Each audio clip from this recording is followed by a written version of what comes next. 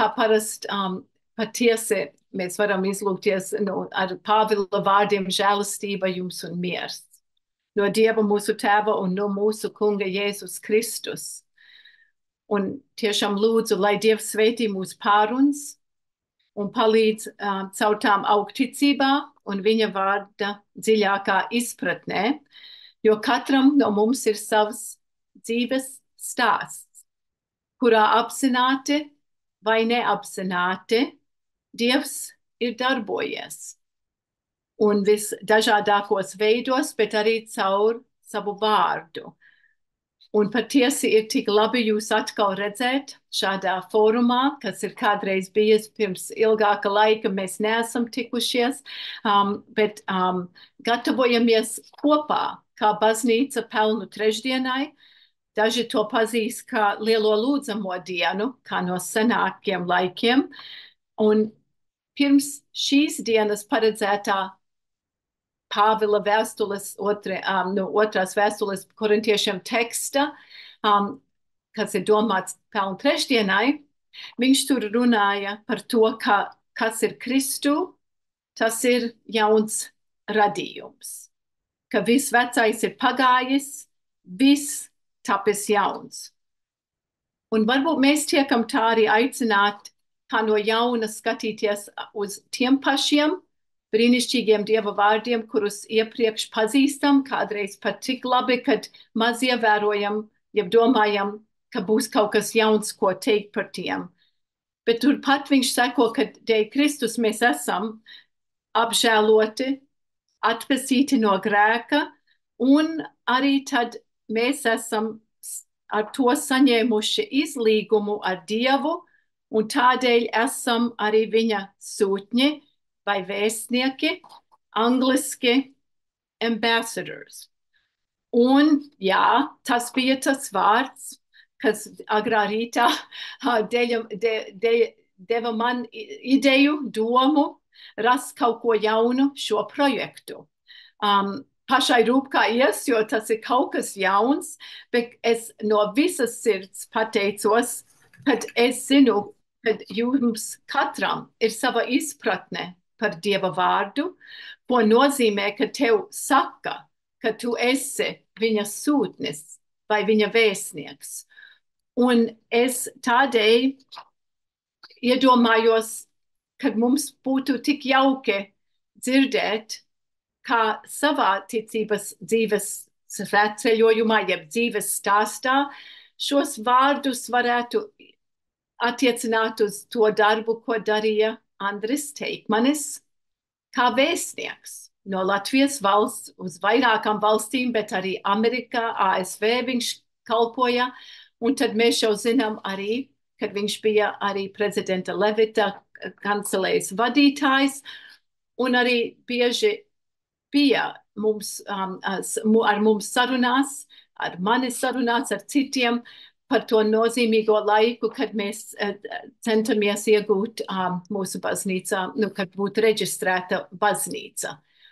Un es no sirds pateicos, ka dzirdot idejas, kas principā gāja uz visām pusēm, kā viņam šie Pāvila vārdi, kā šie Bībeles teksti uzrunā cilvēku, kas ir bijis vēstnieks ar savu zināmu uzdevumu. Un es nezinot īsti, kā viņš tagad mūs uzrunās, tomēr pateicos viņam, ka viņš piekrita. Un es lūgtu viņam ievadīt mūsu pārunas. Tā doma ir, ka no tā, kas ir teikts, mēs varam tālāk jautāt.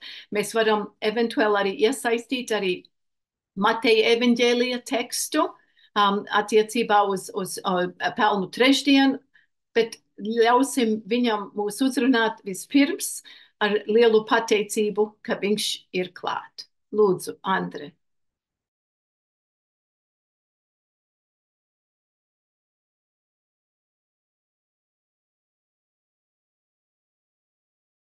Mēs varam jau tagad, teiksim, es tā negribētu, es nezinu tieši, ko viņš mums atbildēs, tāpēc ir tik grūti iesākt bez viņa, bet varbūt, kamēr tas nokārtojās, es varētu pārliekt pāri mazliet ar jums kopā, cerībā, ka viņš tūlīt varēs mūs uzrunāt.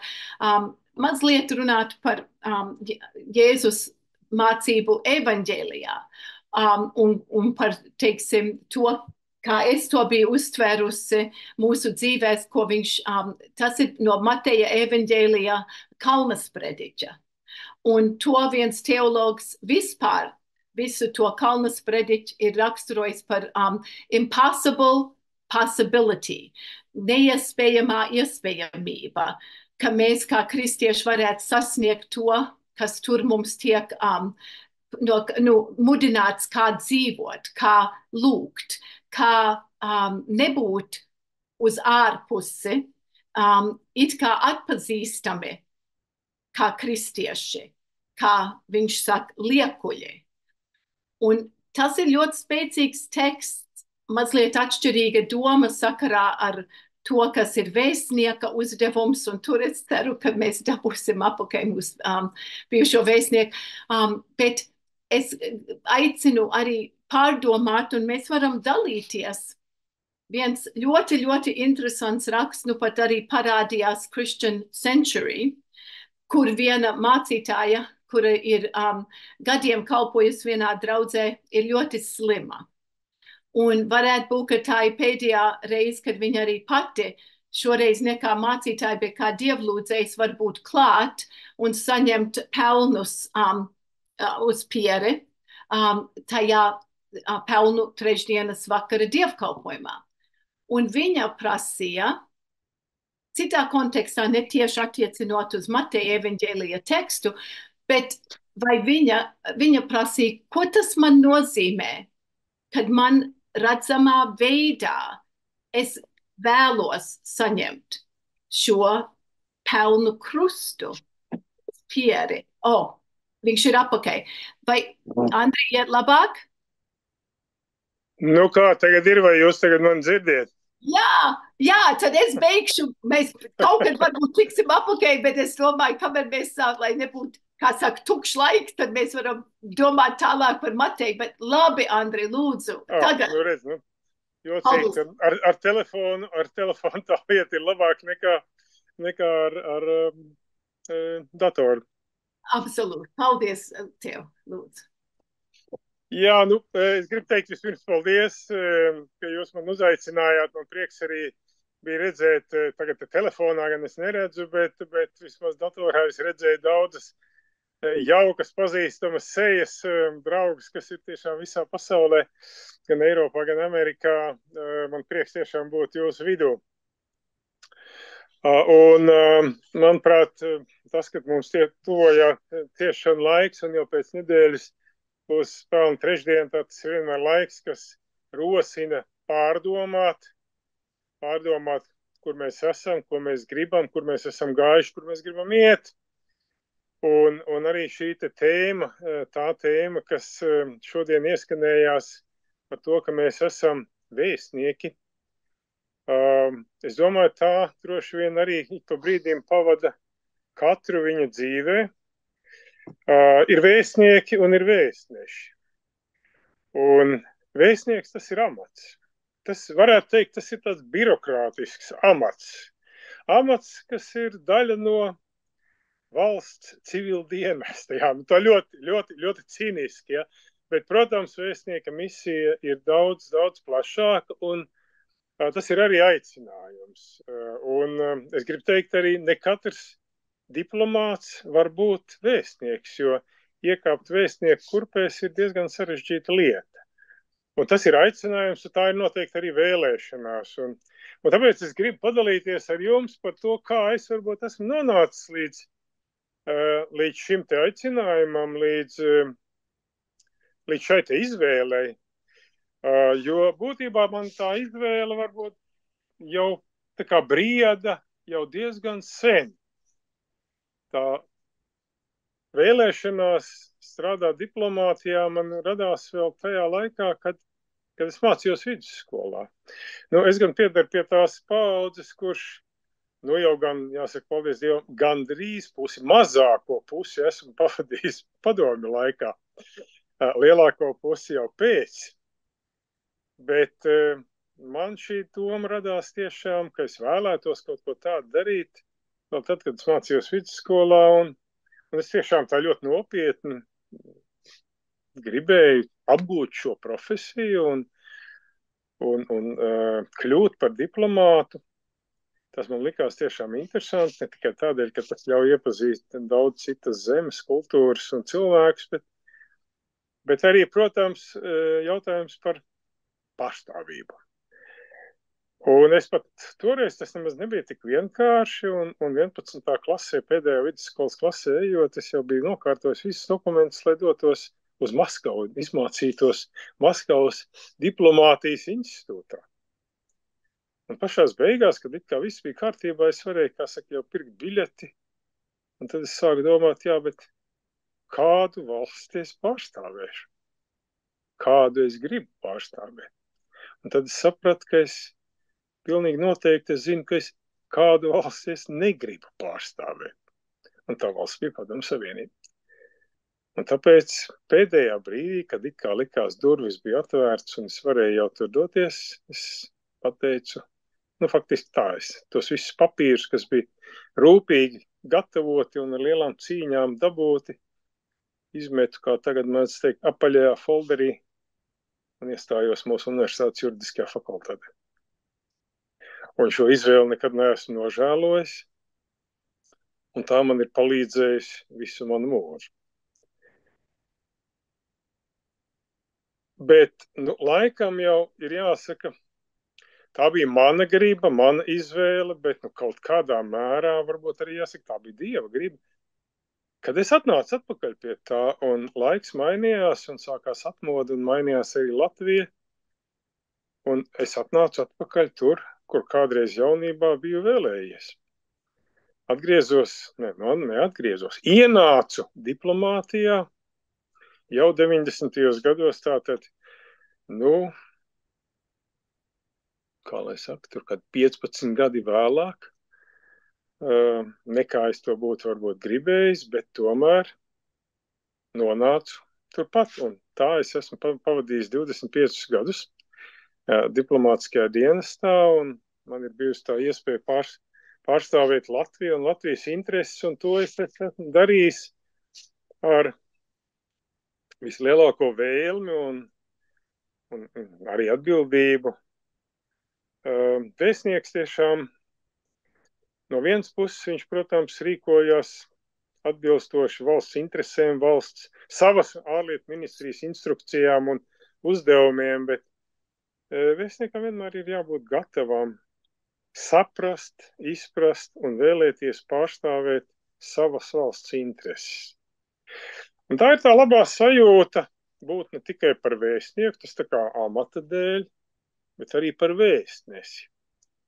Un vēstnesis tas ir tādā jau daudz plašākā nozīmē, un es domāju, mēs visi esam vēstneši, jo mēs vēstījam kādu ideju. Es domāju, šeit visi tie, kas ir sapulcējušies šajā Zoom sapulcē, lielā mērā ir Dieva vēstneši, jo ir izvēlējušies nest Dieva vārdu un tās domas, ko Dievs ir izteicis un dalījies, un nodot tās citiem cilvēkiem. Un tas ir tas vēstneša uzdevums, un tā ir arī tā misijas apziņa un vēlme to darīt. Un tāpēc man ir tiešām bijis prieks, ka arī mans darbs diplomātijā,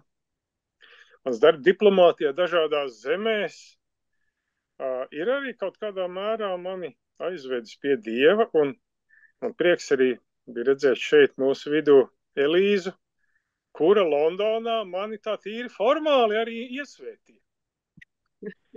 Labāk vēlu nekā nekad. Un tas man tā tad arī diplomātija ir palīdzējusi atrast ceļu vai veidot savu ceļu pie Dieva, un tāpēc es varu būt arī pateicīgs diplomātijai par to, ka tā man ir palīdzējusi ne tikai pildīt vēstnieka pienākumus, nest to vēsti pasaulē kas man ir bijis jānes par Latviju. Un tas nav nemaz tik viegli, jo es noteikti nepiedaru pie tiem cilvēkiem, kuri ir ļoti daudz Latvijā un kam liekas, ka Latvijā viss ir slikti. Viss ir slikti.lv. Nē, Latvijā mēs gribētu, lai daudzas lietas būtu labāk, notiktu ātrāk, bet es neesmu nekad savā mūžā nodalījis es un jūs, jo Latvija, tie esam mēs, tas esmu es, un tikai no manis ir atkarīgs, kāda viņa būs. Un tātad, ja kāds grib teikt, ka Latvijā viss ir slikti, tad pirmais akmens jāmet sev pašam. Ko tu esi darījis, vai to teica jau Džons Kenedijs? Nav svarīgi, ko valsts var darīt tavā labā, bet ko tu vari darīt savas valsts labā. Un kāda būs mūsu valsts, ir atkarīgs no mums visiem. Cik mēs spēsim tai dot, cik labi, cik kvalitatīvi, cik zinoši mēs varēsim darīt savu darbu, lai mūsu valsts uzplauktu, attīstītos. Un tāpēc es esmu centies raudzīties uz valsts attīstību ar lielu optimismu, jo no gaudošanas un sūdzēšanās, ka viss ir slikti, nekas labāk nepaliek un nekas nekad labāk nepaliks. Un tas ir, protams, arī uzdevums mūsu zemes politiskajai vadībai, bet es domāju, nav svarīgi un nav efektīvi teikt, ka valsts ir par visu vainīga un valsts par visu atbild tā vietā, lai katra persona savā vietā, katra amatpersona vai katrs, kas dara savu darbu, atbild par to, ko viņš ir padarījis, kas arī palicis aiz viņa bērniem, viņa mazbērniem un viņa valstī. Tā kā tā ir tā misijas apziņa, kas pavada vēstniekus, kam jāpavada vēstniekus. Un tā ir tā misijas apziņa, kas laikam, kam jāpavada arī visā mūsu dzīvē, cenšoties savu darbu padarīt pēc iespējas labāk. Es ceru, ka šajos 25 gados ārlietu dienestā man ir izdevies kādas lietas pavirzīt uz priekšu, un vienmēr jau ir, kā saka, ups and downs, un ir lietas, ka tu vari kaut ko izdarīt, un tad ir lietas, ka tev, diemžēl, ir jānoplāta rokas. Šis ceļš arī nekad nav rozēm kaisīts, bet vienmēr ir jācenšas uz to labāko, uz to iespējami labāko rezultātu.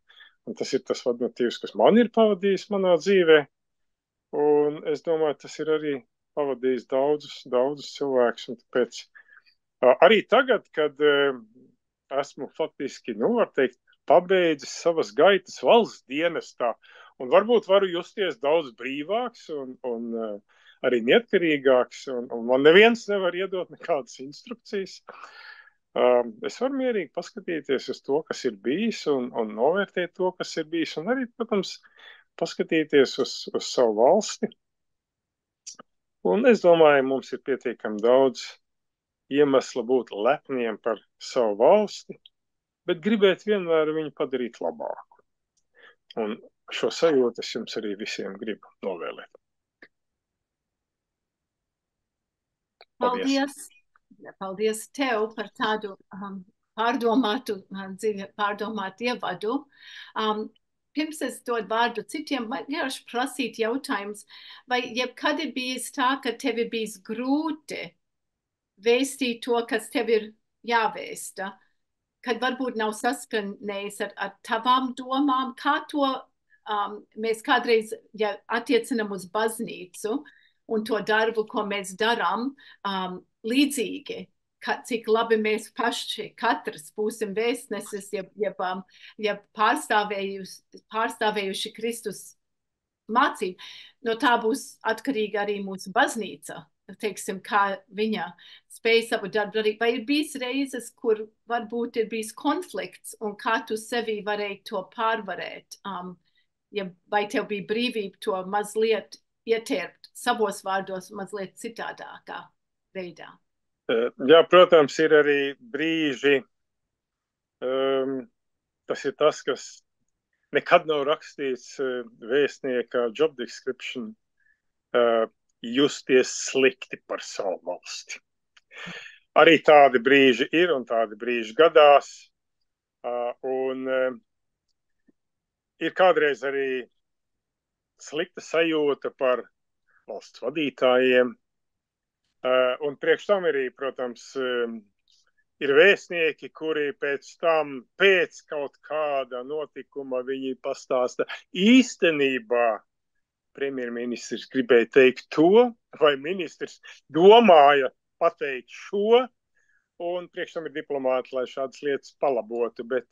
Bet jā, protams, vēstniekiem ir brīži, kad, diemžēl, nevienmēr valsts, teiksim, lēmumi vienmēr ir tādi pareizi un bieži tie tiek pieņemti vadoties no kādām īstermiņa politiskajām interesēm. Un tad, protams, vēstniekiem tā sajūta nav pārāk laba, bet jā, arī tādas situācijas ir jāpārdzīvo, arī tādas situācijas ir jāvērš par labu. Un šai ziņā droši vien man kaut kādā mērā piemērs ir bijis franču diplomāts Talleyrāns, kurš, jāsaka, pēc sagrāves Napoleona no Francijas sagrāves viņas kongresā panāca tomēr maksimāli Francijas intereses. Un tātad diplomātiem vienmēr ir iespēja strādāt un izmantot visas diplomātiskās iespējas un rīkus, lai tomēr panāktu savas valsts interešu ievērošanu un panākšanu. Arī situācijās, ka tas nemaz nav tik vienkārši. Nevienmēr izdodās, bet katrā ziņā ir vērts vienmēr par to cīnīties.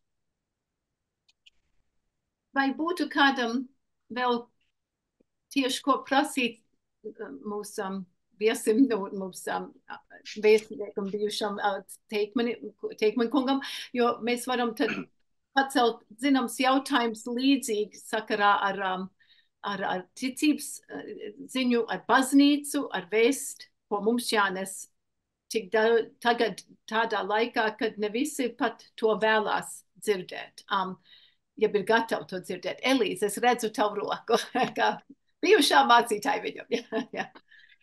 Jā, protams, es nevaru atturēties pateikt paldies un priecājos redzēt Andri, kad viņš arī piedalās šeit un ir jaukas atmiņas no Londonas laikiem. Bet mans jautājums arī, kas saistās gan ar vēstnieka darbu laicīgā, gan arī garīgā nozīmē, ir konteksts, kurā mēs katrs strādājam, un vēstniekiem ir tā labā lieta, ka viņi ceļo no vienas valsts uz otru. Un, Andri, vai tev ir gadījies būt par tulku? Cik lielā mērā vēstnieks ir tulks, kas tulko to vēsti, kas nāk no viņa valsts, uz to kontekstu, kurā viņš darbojas? Jo tu esi bijis gan Maskavā, gan Berlīnē, gan Vašingtonā, gan Londonā. Arī varbūt pastāsti par to, kā pārvērst to vēsti, kas nāk no Latvijas valdības, lai to saprastu tie, kas dzīvo tādā konkrētajā vietā. Paldies! Jā, tas droši vien pieder vispār pie tādas vēstnieku darba ikdienas, jo esot citā valstī ar citu vēsturi, ar citām varbūt kultūras iezīmēm un citām tradīcijām, tev ir vienmēr jāmēģina iztulkot to vēsti, ko tu nes no savas valsts tajā valodā, kas ir saprotama attiecīgajā valstī. Un tā valoda noteikti būs atšķirīga. Un atšķirīga, teiksim, tas vēstījums varbūt ir tas pats, bet atšķirīgi ir akcenti vai motivācija un argumenti. Un teiksim, Krievijā noteikti tie būs tie, ko sapratīs Krievu cilvēki, un Amerikā tie varbūt būs pavisam citi. Tāpēc tas patiešām var piederēt pie tādas diplomātu ikdienas un ir jāņem vērā, kaut vai, teiksim, Londonā noteikti ir jāpieturās, pie, teiksim, tādas saprotamas British English, lai vienkārši uztvērtu. Jo Briti varbūt arī nemaz negribēs kaut ko uztvert, ja tas nebūs pateikts viņiem saprotamā angļu valodā. Kaut vai sākot ar to, jā. Tā kā tas patiešām pieder pie tādas ikdienas, un es noteikti gribētu teikt, ka ir labi katrā valodā, katrā valstī, kurā diplomāts strādā, runāt vietējā valodā. Paldies Dievam, man tas līdz šim ir izdevies, un tā ir pavisam cita sajūta, ja tu vāciešiem to vari pateikt vācu valodā. Kaut arī šobrīd varbūt ir patiešām laiki mainījušies, un pirms 25 gadiem, kad es biju vēstnieks Vācijā, tad daudzi vācieši vienkārši nezināja angļu valodu. Un viņiem būtu bijis grūti uztvert vispār kaut kādā citā valodā to, ko es viņiem gribu pateikt. Tagad viņi ir vairāk apguvuši valodas, bet katrā ziņā skaidrs, ka to tiešo kontaktu vislabāk ir nodibināt tajā valodā. Kaut gan īstenībā Amerika ir zināms izņēmums, jo Amerikā runājot British English, var sasniegt tikpat daudz vai pat vairāk, jo amerikāņi varbūt ar zinām skaudību skatās uz tiem, kas spēj runāt British English. Paldies! Cik ļoti līdzīgi. Es visu laiku domāju arī par to, kādā veidā tiek izcelts konteksts. Atcerēties, kurus mēs uzrunājam, kurā valodā. Arī, ja runājam par teoloģisko valodu, par ticības valodu. Un mēs varam paplašināt arī mūsu jautājumus, gan, es domāju, vēstniekam bijušam, bet arī vispār mums. Kādā veidā, cik mēs esam spējīgi ievērot to kontekstu, kad mēs uzrunājam savas draudzes, kad Pāvilam likās ļoti skaidrs, kāpēc gandrīz punktu pa punktam, ko viņš varēja pateikt, ko viņš ir saņēmis, ko viņš ir sludinājis, kādā veidā viņam ir autoritāte, jo pats ir to nesis uz, cietis arī dēļ šīs vēsts. Un cik mēs to spējam tagad darīt un mēģināt to darīt arī mūsu baznīcā, arī mūsu dzīvēs. Tātad mazliet mēs ļoti līdzīgi, ko Andris pat dalījās. Ir efektīgāk runāt valodu, ko kāds saprot. Bet, es atveru pārunām. Jā, es redzu roku Jānis, Ginters, jeb Sandra, es nezinu, kura runās. Jā, labrīt. Sandra Gintere, Vācijas Vestfālenes baznīcas mācītāja. Man jautājums līdzīgs tajā virzienā, kur Lauma, tu jau gāji, proti par kontekstu. Es gribēju vēstniekam Andrim Teikmanim vaicāt, manuprāt, noteikti tas konteksts, kurā valstī tu strādā, ietekmē arī to vēsti. Un tas mans jautājums bija, cik lielā mērā šo vēsti, ko jānes, teiksim, politikā par savu valsti, tomēr ietekmē tas konteksts, vai strādā Latvijai, teiksim, draudzīgā vai tieši otrādi nedraudzīgā valstī, cik lielā mērā ir iespējams šo vēsti saglabāt, kāda ir tā miedarbība starp tekstu un kontekstu, starp vēsti un to kontekstu, kurā viņu nest.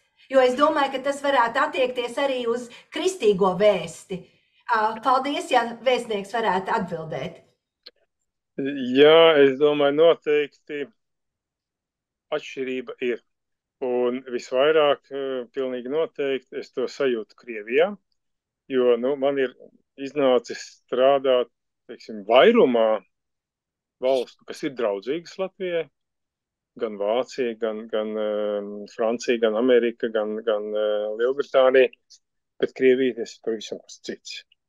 Un tomēr tur droši vien ir jādomā par tādām divām valodām. Viens ir tāda, varbūt, ļoti tradicionāla diplomātiskā valoda, ar ko runāt ar Krievijas amatpersonām. Un tur ir ārkārtīgi svarīgi, ka tu nenolaidies nekad līdz, teiksim, Krievu sarunu valodas līmenim. Nekad.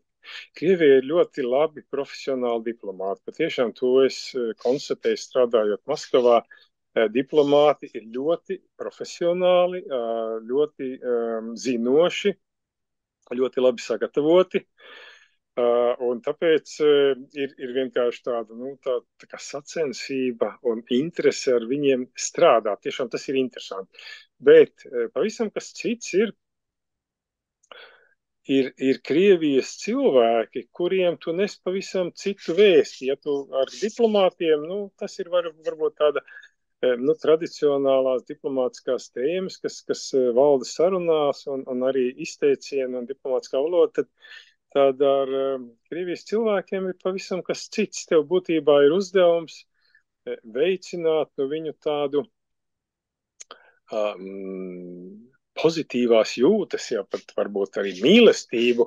Tie, kas ir bijuši Rīgā, tie, kas ir bijuši Jūrmalā, viņiem ir saglabājušās ārkārtīgi siltas un mīļas jūtas pret Latviju, pret Rīgu, pret Jūrmalu. Tā viņiem vēl no tiem laikiem, protams, vairumā no tiem laikiem, kad Latvija bija daļa no Padomu Savienības, un tad viņi varēja aizbraukt uz Latviju vai Rīgu vai Jūrmalu kā uz rietumiem un sajusties kā rietumos, bet runāt krieviski.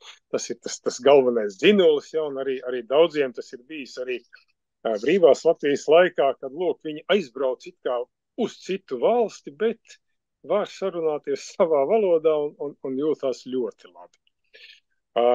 Bet tam ir arī iespējas, jo būtībā jau tā vēsts arī paliek, un pozitīvā vēsts no Latvijas, un Latvija kā kultūras zeme, Latvija kā tiešām rietumu kultūras sastāvdaļa, kas raisa arī Krievu cilvēkos cieņu, tātad viņi respektē, viņi sajūtu atšķirību arī kultūrā un tradīcijās. Un man liekas, tas ir ārkārtīgi svarīgi, un būtībā tas ir arī svarīgi gan tiem, kam ir tādas varbūt siltas un pozitīvas jūtas par Latviju. Tas ir arī svarīgi attiecībā uz tiem, kas Latviju redz pavisam citādāk. Un, ja es šodien varu pateikt, ka, teiksim tā, Putins dala valstis ienaidniekos un nodevējos. Un Ukraina, piemēram, ir nodevēji. Un tāpēc naids pret viņiem ir daudz, daudz lielāks, kamēr Latvija vai citas Baltijas valsts ir ienaidnieki, tāpat kā pārējie eiropieši. Un tie ir, tā sakot, klasiski ienaidnieki, bet tas nozīmē, ka Krievija pret mums izturēsies kā pret ienaidniekiem. Putinam jau tas attieksme, teiksim tā, nodevējus nogalina. Ja viņš to ir darījis ar tiem, kas ir nodevuši KGB, tātad bijušos KGB darbiniekus, es domāju, mēs varam uzskaitīt vairākus, kurus vienkārši viņi ir novākuši. Un tas ir tas, ko viņš nepiedod. Viņš nepiedod nodevējus. Mēs, paldies Dievam, esam citā kategorijā. Mēs esam vienkārši ienaidnieki. Un ar mums vajag pielietot citus līdzekļus, citas metodas, kas faktiski mums ir labāk. Tā kā šis te vēsts par atšķirīgo, īpaši Krievijā, viņai ir liela nozīme, viņai ir liela un paliekoša nozīme. Kaut gan no otras puses arī Krievijā es esmu redzējis tik daudz ārkārtīgi tādas siltuma izpausmes un tiekoties ar Krievijas kultūras cilvēkiem, tiekoties ar kaut vai, teiksim, teātru direktoriem, kas saka, vai vēstnieku kungs, jūs jau tik sen neesiet bijis pie mums teātrī bijis, jums ir noteikti jāredz mūsu nākošā pirmizrāde, jums ir jānāk vienkārši. Nu, kaut ko tādu, protams, citās valstīs es neesmu sastapis. Tā kā, nu, katrā valstī ir patiešām jādomā arī par to mentalitāti, kas cilvēkiem piemīt.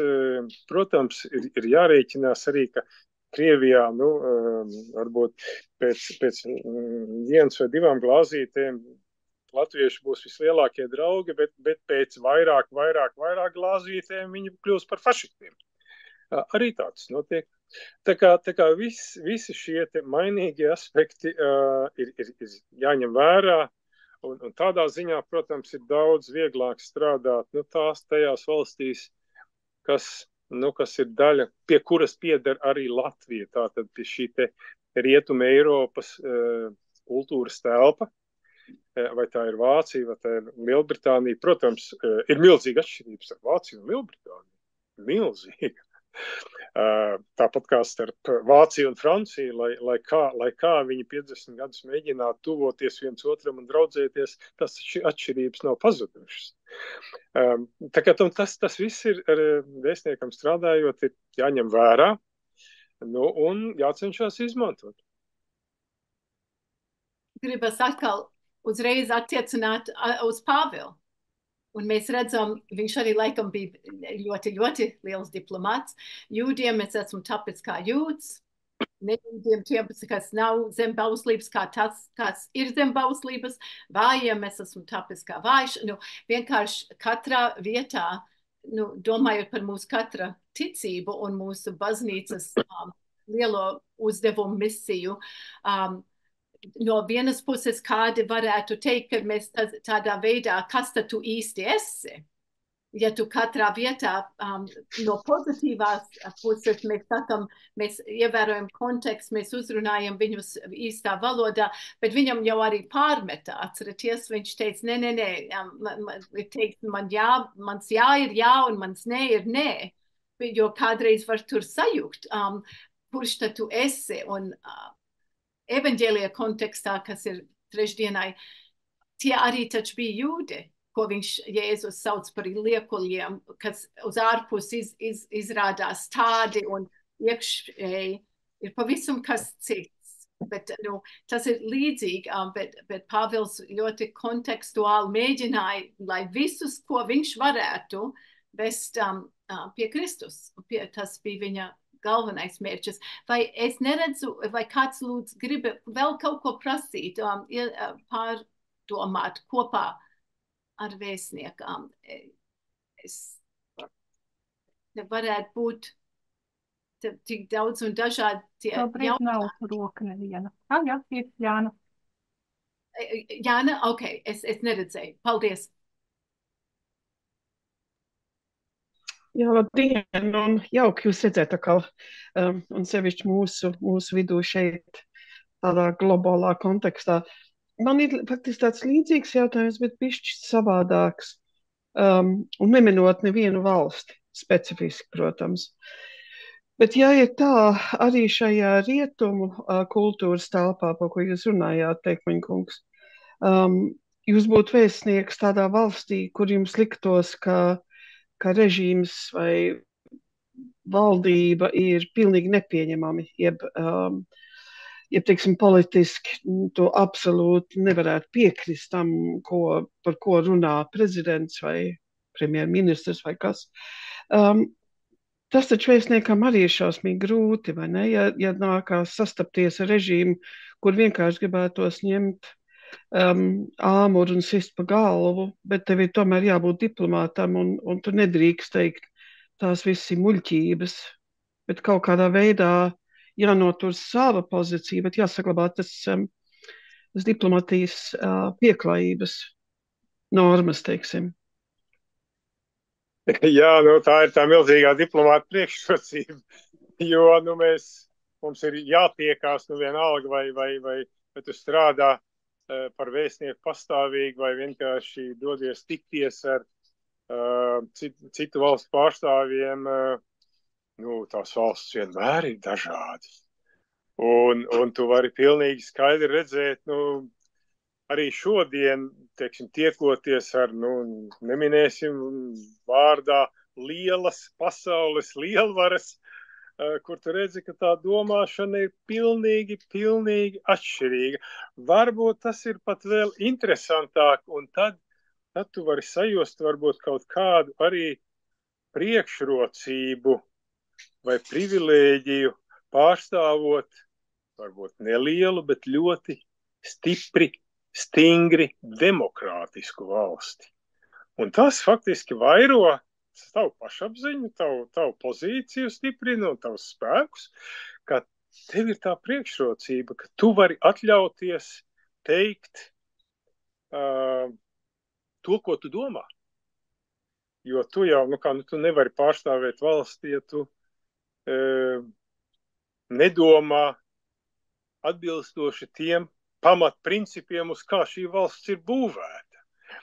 Un tieši tur arī tās atšķirības var rasties, un tad to arī novērtēt. Ir valstis, kur tu zini, varbūt šis režīms beigsies, un tad tas pārstāvis, ar ko tu runā, viņš varbūt, kad būs pavisam cita valdība, viņš runās pavisam citādāk.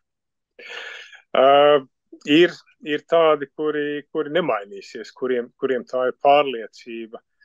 Tā kā es domāju, tā lielā priekšrocība arī pārstāvot Latvijas intereses ir tas, un tas, kas spēcina jebkuru diplomātu, ir tiešām Latvijas tādas demokrātiskās tradīcijas un demokrātiskie principi, uz kā mēs balstamies.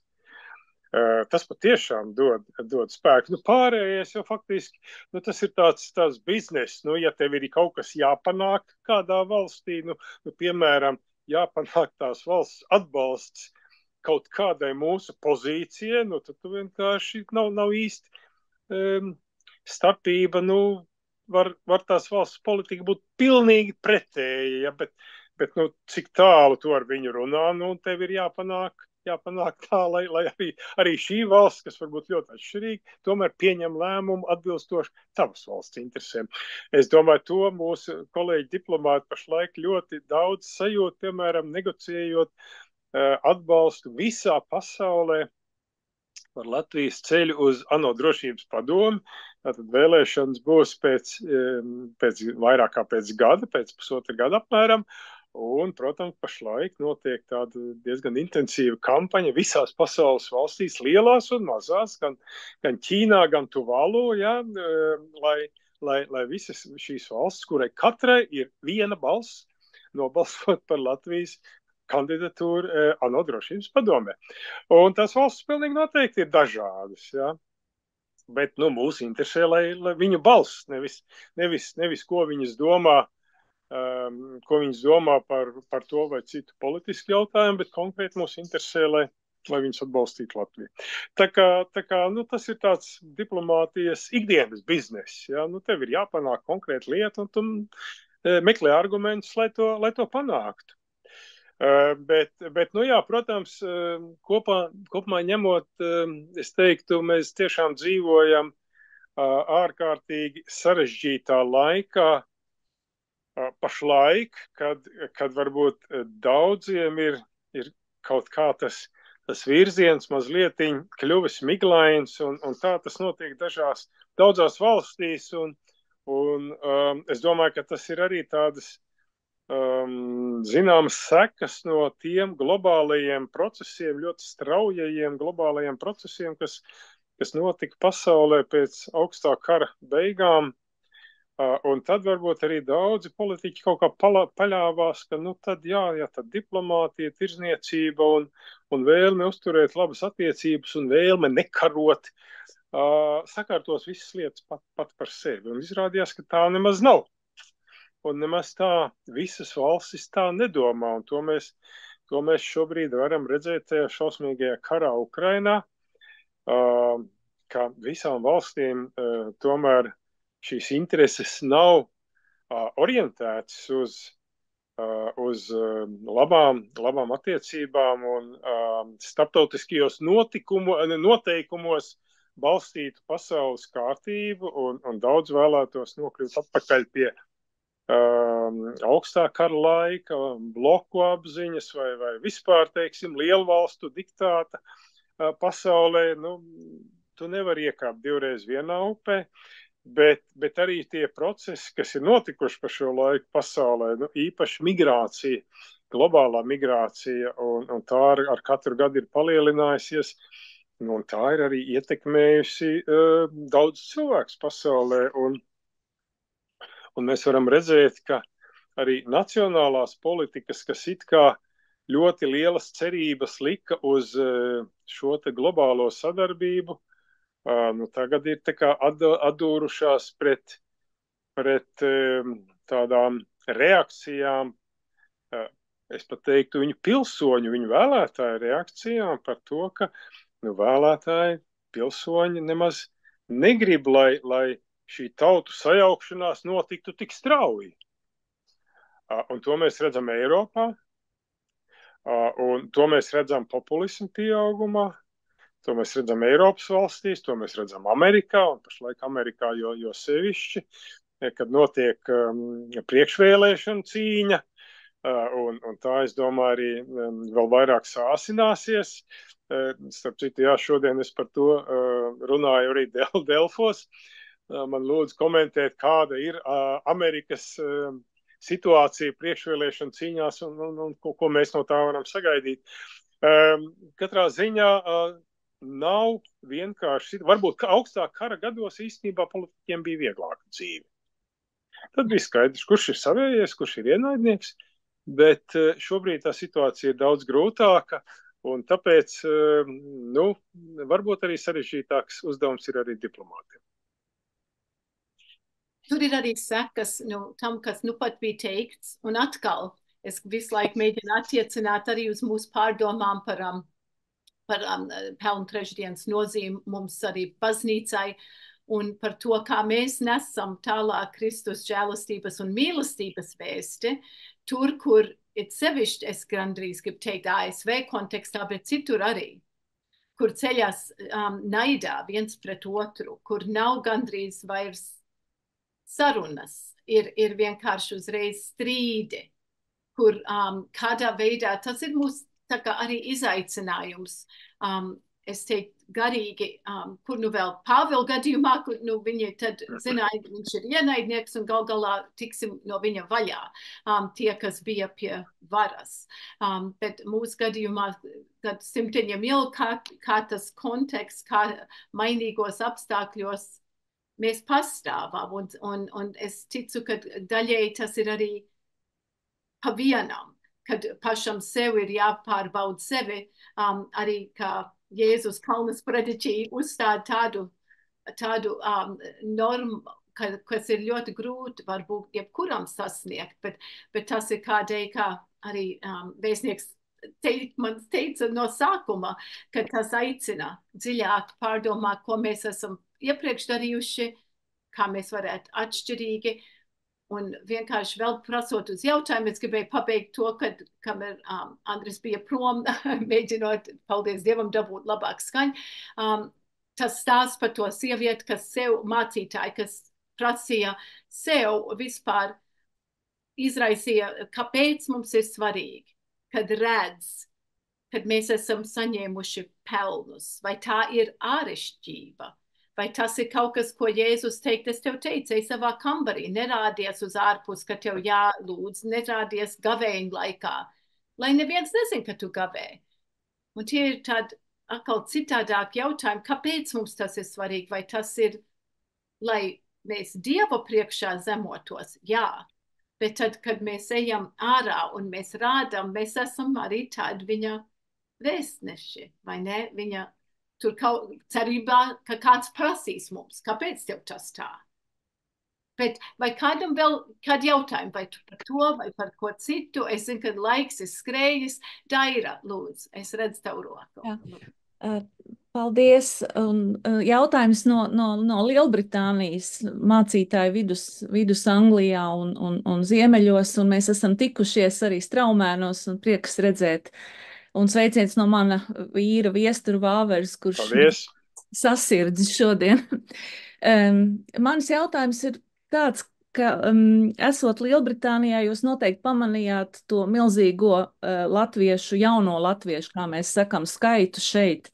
Un arī tas, ka vēstnieki un arī tagadējā vēstniece aktīvi iesaistās, kā mēs sakam, jaunās diasporas darbā un sarīkojumos.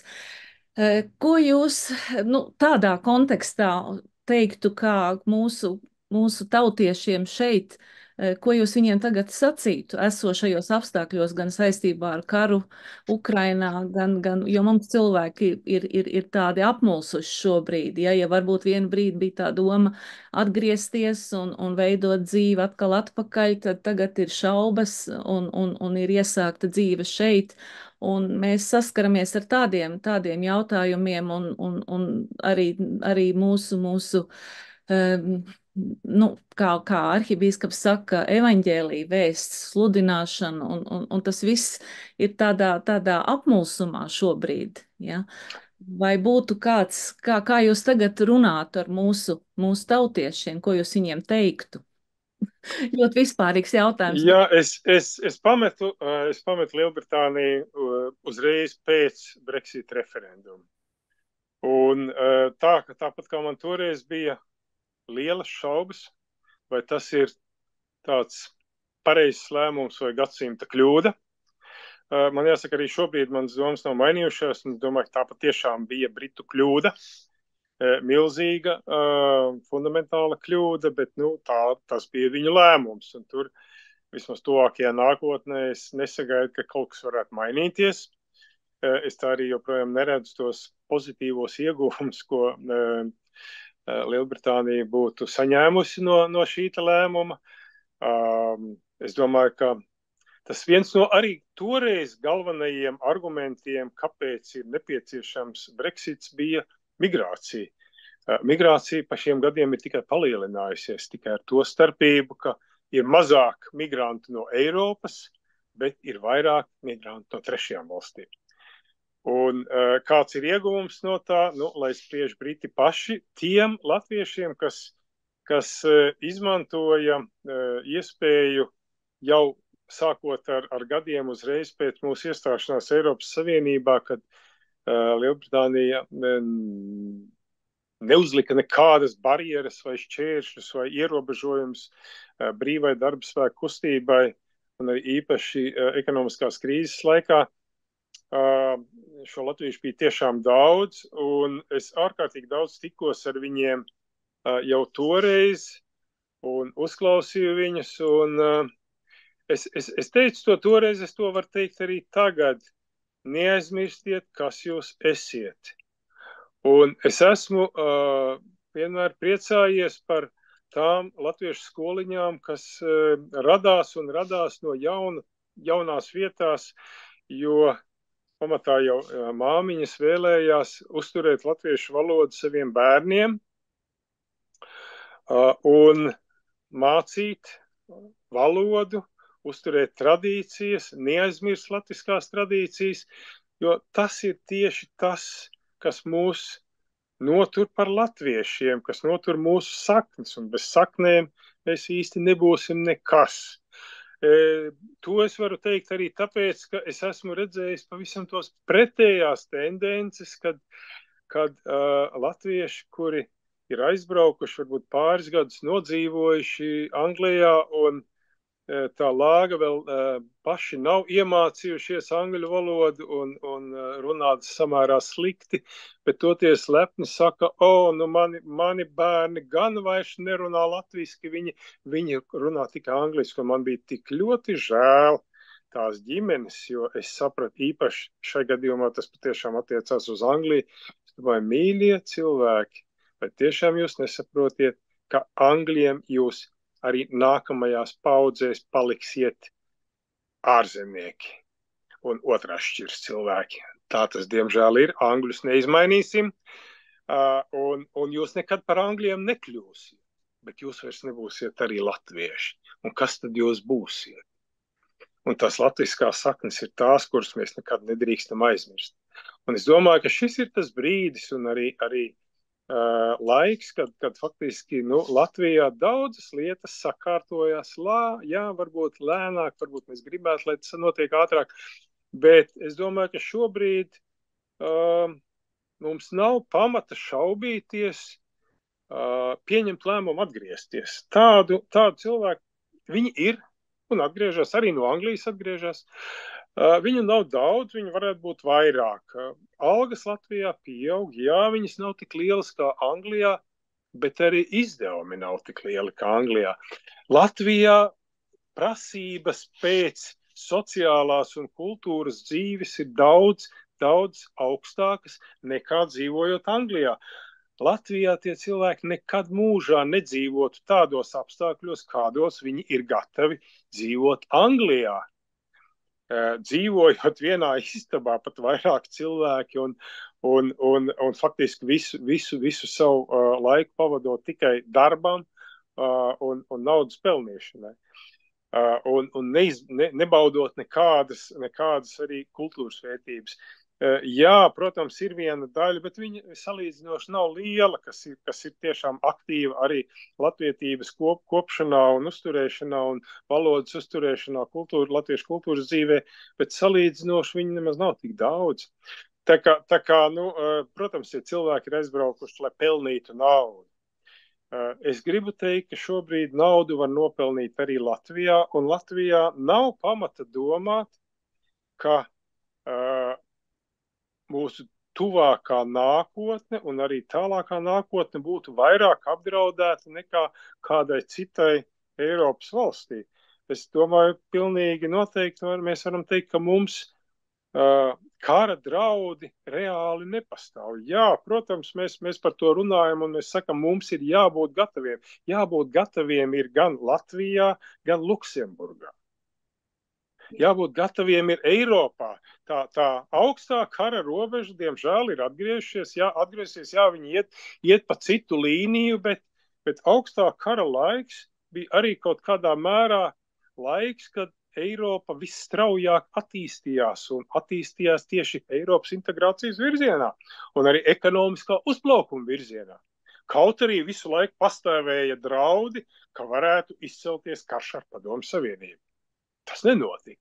Nenotika nevis tāpēc, ka Padomju Savienība kaut kā negribēja karot. Viņi būtu labprāt karojis, bet tāpēc, ka viņi saprata, ka viņi zaudēs šajā karā. Un tieši tāda pati domāšana, nav atšķirības, tieši tā pati domāšana ir arī šodien Krievijā. Viņi labprāt arī karotu, bet viņa nesāks karu apzināti, zinot, ka tas karš tiks zaudēts, jo tad viņai būs jāmaksā ļoti dārgi. Tā kā es domāju, ka šobrīd arī var tiešām aicināt latviešus, kas dzīvo Anglijā vai citās zemēs. Jā, šis ir tas brīdis, kad Latvija paliek aizvien dziļāk integrēta eiropeiskās tradīcijās, aizvien labklājība. Tomēr paaugstinās, jā, protams, mums ir vēl daudz arī trūcīgu cilvēku, bet tas skaits katru gadu samazinās. Un mums pilnīgi noteikti ir vajadzīgi izglītoti, čakli, strādājoši, darbīgi cilvēki, un viņiem būs ko darīt Latvijā. Latvijā bezdarba līmenis salīdzinoši ļoti, ļoti zems. Tā kā, manuprāt, Latvija ir vieta, kur šobrīd var atgriezties, un tas ir tas, ko es varu ieteikt jebkuram latvietim. Varbūt tādu ļoti uzmundrinošu un izaicinošu ieteikumu no mūsu vēstnieku teikuma. Mums ir 5 minūtes, 6 minūtes pārgājis pāri, bet es zinu, kad mēs varētu turpināt, un es ceru, ka arvien būsim vienoti mūsu iespējās pārunāt šīs lietas, garīgās lietas, arī no viņa dzīves stāsta, cik daudz mēs neesam ieguvuši. Pateicos Dievam par tām iespējām kopā ar tevi, Andri, būt. Un man arī, protams, vienmēr, kamēr runāju pēdējo mirkli, nāca prātā atkal Mateja evaņģēlija lasījuma noslēgums, jo kur ir tava manta, tur būs arī tava sirds. Un šķiet aicinājums neaizmirst, kurā vietā dzimuši un strādājuši latvieši ir, tas ir atkal ko daudz pārdomāt. Es ļoti visu mūsu vārdā pateicos, ļoti no sirds, un es gribētu aicināt arī visiem būt klāt pēc nedēļas, kad atkal ar tekstiem mēs nāksim kopā ar šī gadījumā un ar lielu, par viņu var jau lasīt mūsu mājaslapā, būvu uzņēmējs arī Miķels Abuls, kas vada lielus projektus, bija mūsu draudzes priekšnieks ilgstoši. Bija saruna arī ar Vilu Vīto, starp citu, kuru es pirmo gribēju aicināt, jo viņš tik daudz savu mūžu pavadījis tādā, kur ir pārbaudītas vērtības tieši naudas ziņā, tieši darba ziņā, kur tu liec to mantu un kā tu to izmanto. Bet viņam tieši 14. februārī ir 90 gadi. Jā, un viņš teica, man ir aizdoms, ka vakarā citiem būs citi plāni man, bet viņš bija ļoti laipns un atvērts un arī nodots tālāk savu svētību mums, un mēs tad tiekamies ar Miķelu Abulu, kuru būs ļoti arī, es ticu, labas sarunas, ja jums ir draudzē pazīstam cilvēki, kas tiešām vada firmas, kam ir ētiski jautājumi jālem, dienā par to, kā tu ko lem, cik tu esi godīgs, paties, tad lūdzu aiciniet klāt un vēl paliksim kopā visi. Un es neredzēju nevienu vairs roku, es gribu cienīt jūsu laiku, bet es arī tiešām, kaut mēs nevaram tā ar aplausu, bet es pateicos patiesi. Daži to arī dara. Ja, Lilija māk to uzlikt to zīmīt, kad mēs pateicamies mūsu vēstniekam man Andrim, paldies, kad bija klāt un mūs ievadīja. Lai Dievs sveitī visus, kas gatavojās jau tagad uz nākamo, priekš ir svētdien, tā vēl ir mums visiem jābūt kopā, bet tad iesākums ciešanas laikā ir, kā Andris neminēja šoreiz, bet pirmā sarunā mums bija, ka tā ir arī sirsnīgdiena, Valentīns diena, un kad mēs varam kopā patiesi arī Dievam pateikties, ka pāri visam mēs esam viņa mīlētie bērni, kas caur Kristu varam būt arī viņa vēstneši. Lai Dievs sveitī. Paldies visiem, paldies tiešām arī par jautājumiem, un tiekamies Latvijā. Es domāju, ka Dziesmu svētki noteikti nav vienīgais iemesls, kad var tikties Latvijā. Paldies! Ar Dievs sveitību! Paldies! Paldies jums visiem un Ievai par koordināciju! Paldies!